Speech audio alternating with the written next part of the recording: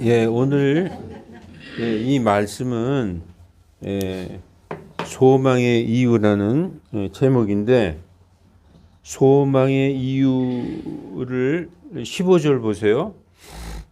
너희 마음속에 주 하나님을 거룩히 모시라는 거예요. 마음 중심에. 그래서 너희 속에 있는 소망의 이유를 묻는 모든 사람에게, 여러분, 너 왜 예수님 믿니? 너 왜 교회 다니니? 이거에 대해서 물어볼 때 여러분 뭐라고 대답하겠어요? 대부분 그럴걸요. 그냥. 왜 그냥이라고 그래요? 그러니까 여러분들의 그 믿음이 남들이 볼 때는 그냥 뭐 절에 다니는 거 대신에 교회 다니고 뭐 그냥 다니는 거예요. 그냥. 내가 왜 예수를 믿으며 내가 왜 진짜 남들 다 놀러 가는 시간에 교회를 나오는가? 거기에 대한 이유를 물을 때 모든 사람에게 대답할 것을 항상 예비하라고 성경이 써 있어요. 항상 예비하려면 어떻게 해야 돼요? 준비해야죠.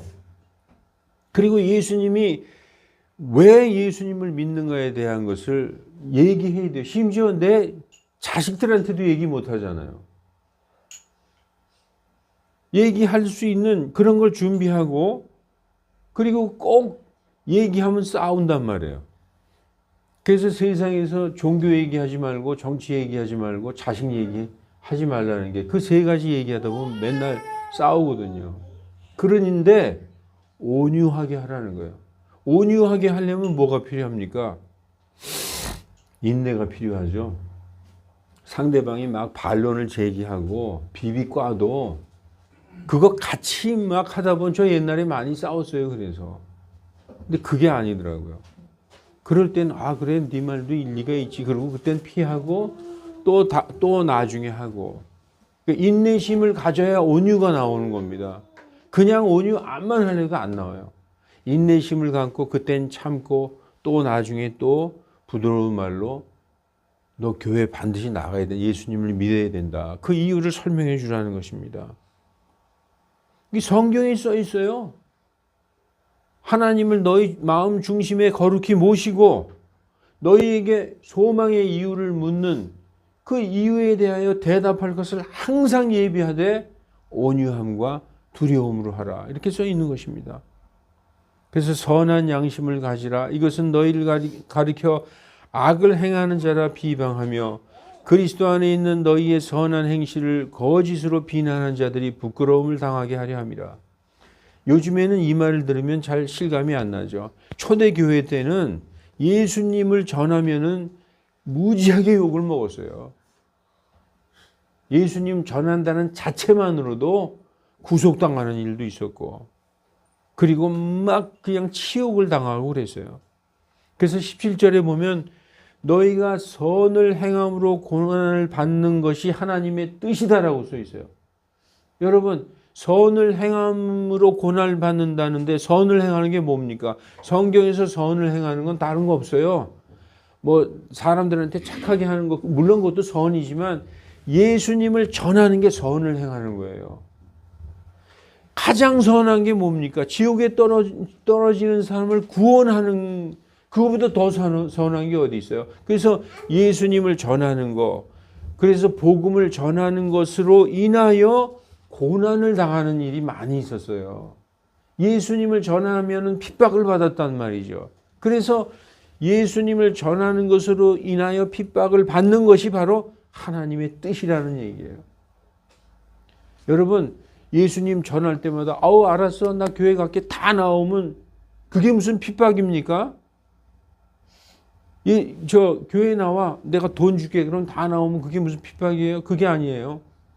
예수님을 전하는 자체가 그게 상당히 힘든 일이었다는 것이죠. 그래서 선을 행함으로 예수님을 전하고 복음을 전하는 것으로 말미암아 고난을 받는 것이 하나님의 뜻이라는 거예요. 이게 예수님이 말씀하신 너희가 내 제자냐? 그러면 너희 십자가를 지고 날 따라와라. 십자가는 고난이잖아요.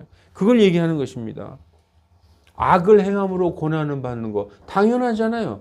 내가 뭐 도둑질, 살인, 무슨 나쁜 짓 해서 고난 받는 거 그건 당연한 것이죠. 그런데 선을 행함으로 고난 받는 거 그게 하나님의 뜻이라는 것이죠.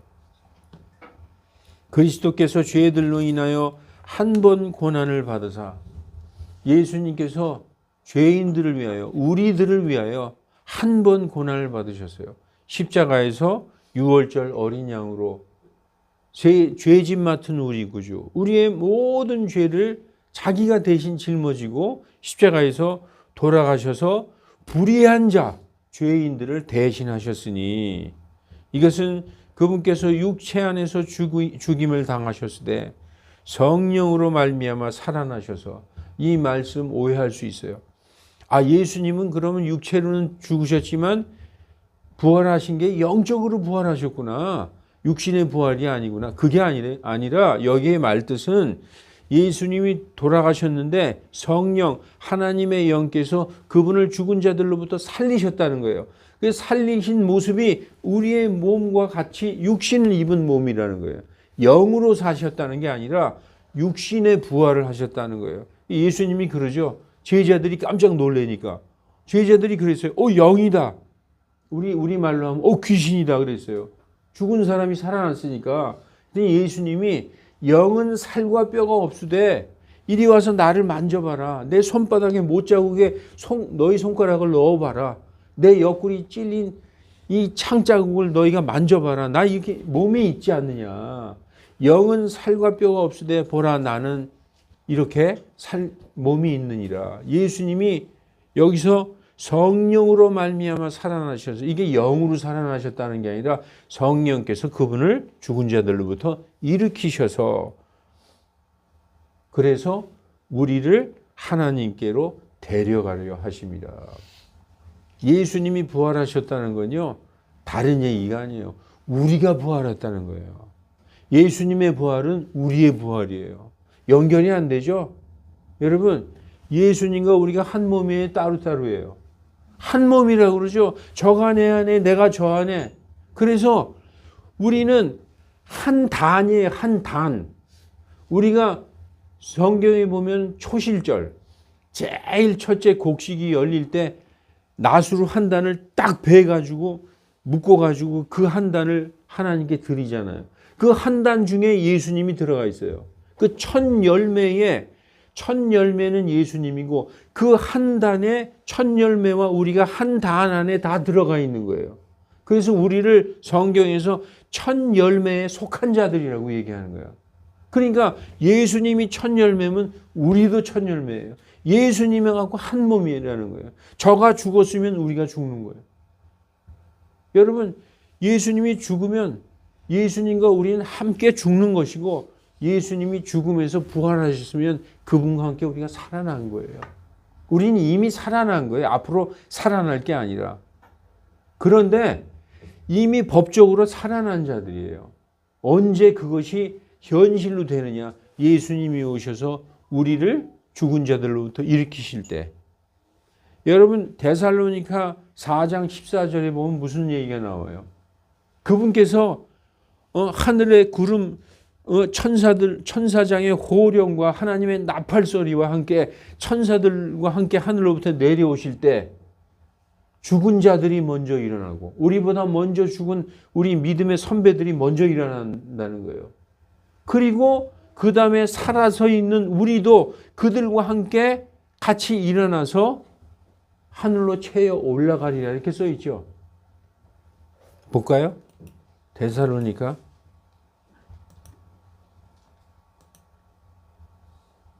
우리의 부활의 장면을 성경에서 이렇게 써 있어요.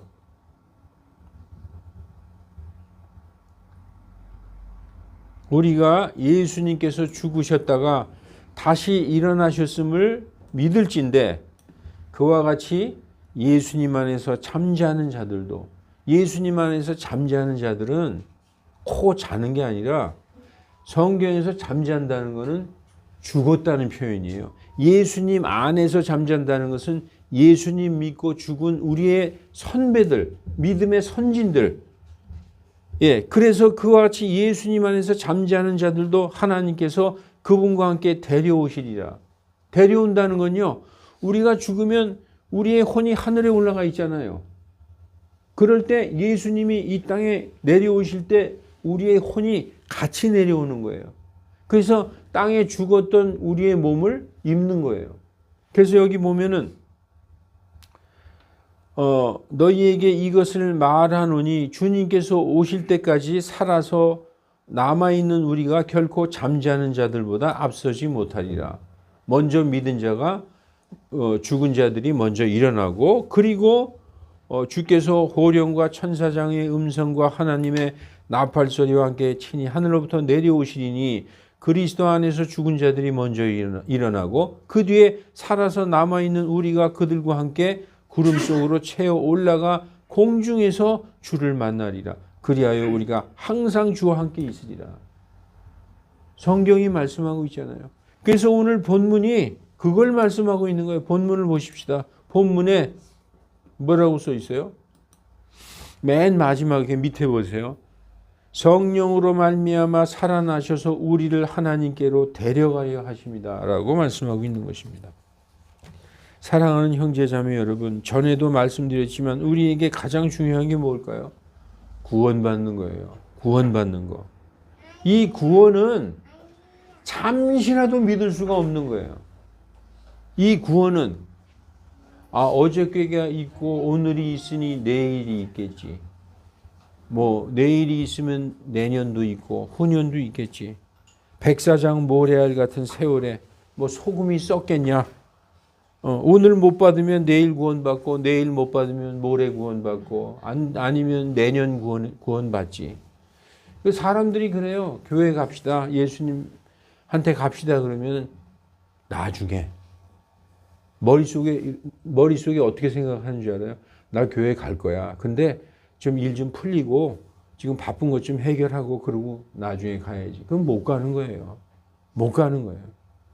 그래서 제가 오늘 이 말씀을 준비한 이유는 정말 우리 가운데 구원받지 못한 형제자매가 혹시라도 있을지 모르기 때문에 구원이 무엇이며 왜 받아야 하는가, 이거 모르는 분이 있을 수 있어요. 그냥 나와서 앉아있는 분이 있을 수 있어요. 그냥 일주일에 한 번 와서 예배드리고 얼굴 보고 헤어지면 그것으로 나는 구원받았다, 교회 다닌다라고, 그래서 천국 간다라고 생각할 수 있어요. 사랑하는 성도 여러분, 저는 말씀을 전하고 가르치는 자로서 정말 우리 교회에서 단 한 사람이라도 구원받지 못하는 사람이 계시다면 그것은요, 저의 책임이에요. 그래서 성경에 그렇게 써 있어요. 너희는 많이 선생되려 하지 말라. 너희가 만약에 하나님께서 너희에게 맡겨주신 그 성도가 구원 못 받으면 네 책임이다. 너한테 묻겠다. 이렇게 써 있어요, 성경에. 그 목사 되는 게 장땡이 아니에요. 성도의 혼, 그 실족을 하면 그 혼에 대한 책임을 너에게 묻겠다라고 써 있어요.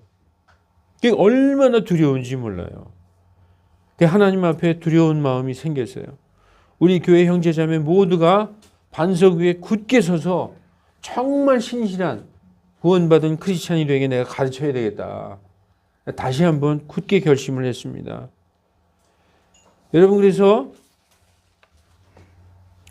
항상 성경 열심히 읽고 기도하고, 그래서 여러분 스스로 마음속에 소망의 이유, 너 왜 교회 다니냐, 너 왜 예수님 믿느냐, 이거에 대한 대답, 이것을 바로 내 배우자, 내 자녀들에게 해줄 수 있는 준비가 돼 있어야 돼요. 그래야 나가서 이웃에게도 전도할 수 있는 건 아닙니까? 여러분, 이 성경을 알고 예수님이 부활하신 게 바로 나의 부활이다, 이거 알면요, 죽음이 두렵지 않아요. 지금 이 시간 우리가 이 7, 80, 100살 동안 사는 이 시간이요, 눈 깜짝할 사이인데 우리는 무엇을 가지고 있느냐? 영생을 가지고 있어요. 부활을 가지고 있어요. 아까 우리가 읽었죠, 데살로니가. 채어 올라가서 공중에서 주님을 만나게 될 것인데 그 후로는 영원히 그분과 함께 있으리라. 그런 우리는 부활의 그런 생명을 가지고 있는 것입니다. 사도 베드로는 3년 반 동안 예수님 따라다니다가 그분께서 십자가에 돌아가셨을 때 모든 소망이 사라졌어요. 야, 이게 아무것도 아니구나. 그분 대단하신 분이었는데 역시 죽는구나. 이렇게 생각해 버렸어요. 그런데 주님이 돌아가시기 전에 얼마나 여러 번 얘기했는지 그 기억을 못 하는 거예요. 주님이 돌아가시기 전에 여러 번 얘기했어요. 뭐라고 얘기했느냐? 마태복음 16장 21절 여기뿐만 아니에요. 주님이 제자들한테 내가 고난을 당하고 죽임을 당할 것이다. 그런데 내가 셋째 날 다시 일으켜질 것이다. 이것을 여러 번 얘기했어요. 주님을 3년 반 동안 쫓아다닌 사도 베드로가 이 얘기를 기억을 못하고 예수님이 돌아가셨을 때 다 끝났다. 그리고 어디 갔어요? 자기 고향으로 갈릴리 바다에 가서 다시 고기 잡고 있었어요. 근데 부활하신 예수님이 그 앞에 나타났을 때 베드로는 완전히 다른 사람이 됐어요. 아, 정말 예수님이 부활하셨구나. 정말 그때 완전히 믿음이 생긴 것이죠. 여러분, 베드로는 부활하신 예수님을 보고 믿음이 생겼지만 우리는 보고 믿는 게 아니에요. 성경에서 뭐라고 써 있어요? 보고 믿는 건 믿음이 아니다. 그 성경에 기록해 준 성경은 진리잖아요. 진리이신 하나님의 말씀을 믿는 게 믿음이다. 그래서 우리는 베드로보다 더 큰 믿음을 가지고 있는 거예요. 베드로는 부활하신 예수님을 보고 믿었지만 우리는 성경 말씀에 부활하신 예수님을 마음으로 믿잖아요. 더 큰 믿음을 믿는 것입니다. 여러분, 왜 우리에게 성경을 남겨주셨을까요? 왜 우리에게 이 두꺼운 성경책을 남겨주셨을까요? 이 성경을 남겨주신 이유는 로마서 15장 4절 무엇이든지 전에 기록된 것은 이거죠. 기록된 것은 우리의 배움을 위하여 기록되었으니 이것은 우리가 성경 기록이 주는 인내와 위로를 통해 소망을 가지게 하려 합니다. 성경을 읽으면은 믿음이 생겨요. 믿음이 생기는 거예요. 이 성경은 우리에게 하나님의 능력으로 우리에게 믿음을 생기게 하는 책이거든요. 그 믿음이 생기면 인내가 생기고 그리고 소망이 생기는 것입니다. 근데 왜들 그렇게 성경을 안 읽는지 몰라요. 근데 왜 나한테 그렇게 얘기하느냐? 내가 읽는지 안 읽는지 어떻게 알고 얘기하느냐, 그죠? 질문하지 않는 거 보면 안 읽는 거예요. 성경 읽는 사람은 거기 질문 때문에 자다가도 벌떡 일어나서 이게 뭐지? 질문이 생기게 돼 있어요. 여러분 성경 통달했습니까? 질문할 것이 없어요? 성경 읽어보세요. 질문이 생겨요. 그런데 그 질문에 대한 대답을 하나씩 해결해 나가면서 엄청난 믿음이 생기는 거예요. 그 내가 몰랐던 걸 다 알게 되는 거예요. 눈이 확 열리는 거예요. 그래서 정말 하나님께서 우리에게 주신 그 영적인 지식에 넘치는 그런 은혜의 분량을 갖게 되는 것입니다. 성경을 읽어야 되는 것입니다. 여러분, 세상 속담에는 그래도 보는 것이 믿는 것이야. 백문이 불여일견이야. 이런 얘기를 합니다. 눈으로 봐야 믿는다는 것입니다. 그러나 성경은 그렇게 얘기하고 있지 않아요. 이 성경은요, 이렇게 얘기하고 있어요. 우리는 고린도후서 5장 7절 믿음으로 걷고 보는 것으로 걷지 아니하노라. 보는 거를 믿는다고 얘기해요? 옆에 있는데 우리 유장로님이 우리 탁순영 권사가 난 옆에 있는 것을 믿어 이래요? 그러면 병원에 데리고 모셔가야 돼요. 그건 아는 거지, 옆에 있는지. 믿는다는 것은 없지만 내가 확실하게 있는 거 이상으로 알고 있는 게 그게 믿는 거예요. 그래서 믿는 것은 어디에 있느냐? 마음에 있는 거죠. 그래서 로마서 8장 24절에도 우리가 소망으로 구원을 받았기 때문이라. 그러나 보이는 소망은 소망이 아니니 어찌하여 사람이 보이는 것을 여전히 바라리요. 이렇게 써 있습니다. 그러니까 믿음이라는 건 보이지 않는 것을 믿는 것을 믿음이라고 얘기하는 것입니다. 여러분 사람의 눈은 그다지 신뢰할 것이 못 됩니다. 눈뜬 장님이라는 얘기도 있죠. 눈 뜨고 코병한다는 얘기도 있어요. 뻔히 보면서도 당하는 것이 바로 사람이에요. 사람의 눈 정확하지 않습니다. 사람의 눈은 잘 속아요. 대표적인 게 영화예요, 영화. 영화 보면 뭐 진짜 어디서 떨어지는 것 같이 다 해도 그거 다 거짓말이잖아요. 눈을 속이는 거예요, 눈. 우리는 그것을 보고 울고 웃고 하는 것입니다. 그래서 눈은 정확하지 않아요. 하나님의 방법은, 하나님이 사람을 구원하는 방법은 보여줘서 믿는 자를 구원하는 게 아니라 듣는 자를 믿고 구원하는 거예요. 믿음은 어디에서 온다고요? 들음에서 오는 거예요. 들음에서. 눈은 보고, 믿음은 보고 믿는 게 아니라 믿음은 들음에서 믿는 거예요. 오는 거예요. 그래서 하나님께서 교회를 세우셨어요. 어떻게 하려고? 들으라고. 여러분 이거 웃기지 않아요? 한 사람은 계속 얘기하고 여러분 그냥 앉아서 듣기만 하잖아요. 어떻게 보면 불공평하잖아요. 왜 너만 얘기해? 그럴 수 있잖아요. 나도 지금 얘기하자 그럴 수 있잖아요. 그런데 이게 하나님이 만드신 거예요. 선포, 프리치는 뭐냐면 어떤 한 사람이 계속 얘기하는 걸 그 앉아있는 사람은 듣는 거예요. 근데 이것을 세상 걸 얘기하는 게 아니라 하늘의 진리, 생명의 말씀을 얘기하는 거예요. 그 방법으로 하나님은 듣는 것으로 구원하기를 기뻐하셨다라고 성경에 써 있는 것입니다. 여러분, 보여주고 믿으라면 보고 안 믿을 사람이 어디 있겠어요? 그 보는 것은 믿는 것이 아니라는 거예요. 부자 아버지에게 순종 안 할 자녀가 어디 있으며 아첨하지 않을 자식이 어디 있겠어요? 그건 진정한 순종이 아니라는 거예요.